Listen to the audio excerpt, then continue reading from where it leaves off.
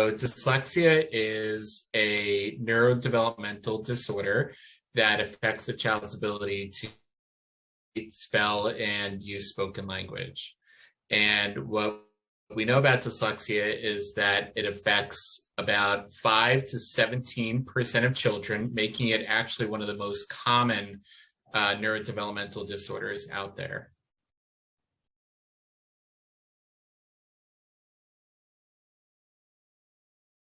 Typically, dyslexia, there are some concerns early on that parents or teachers might see in preschool and kindergarten.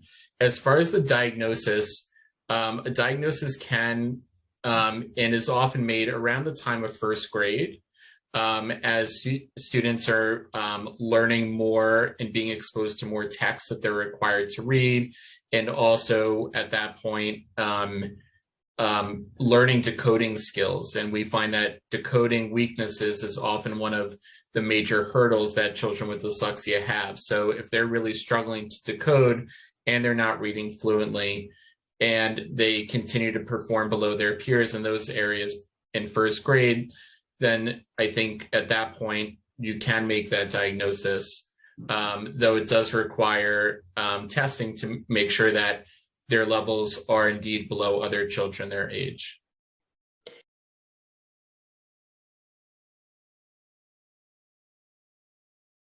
Parents may see a variety of different warning signs as early as preschool. So some things that parents can look out for include if your child has trouble learning nursery rhymes or has trouble distinguishing rhyming words and rhyming sounds, being able to recognize their letters within the child's name, being able to, in those early years in kindergarten, first grade, associate letters with sounds is usually a pretty significant red flag and something that you want to keep an eye out for, especially if they continue to have that difficulty, even with a lot of repetition. Being able to read common syllable sight words in kindergarten and first grade. And around this time, you also might start to see some frustration about reading or complaints about reading from your child in school.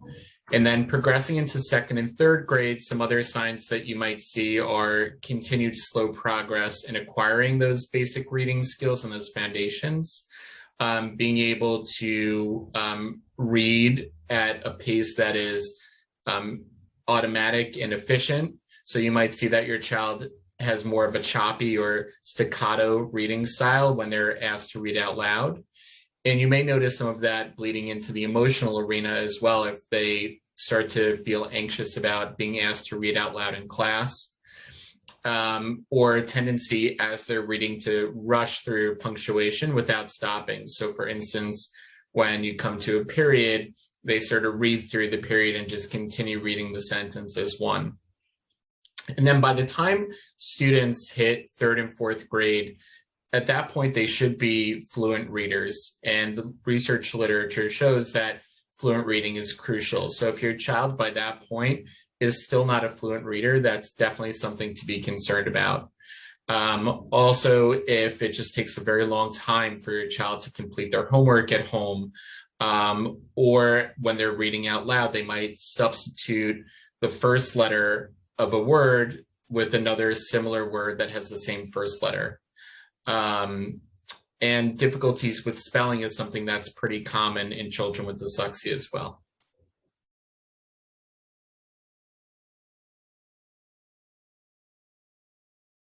Dyslexic students have a number of different strengths. And so often we see that children with dyslexia are really great at remembering stories. They typically have really strong puzzle problem-solving skills and visual thinking skills. They're able to reason with visual information quite well. They often, in my clinical practice, I see are very empathetic children as well and feel very deeply for others. They can be very creative and out-of-the-box thinkers as well, and can be very critical thinkers. And so those are some of the strengths that we often see. And of course, it's not a one-size-fits-all. Every child has their own unique strength.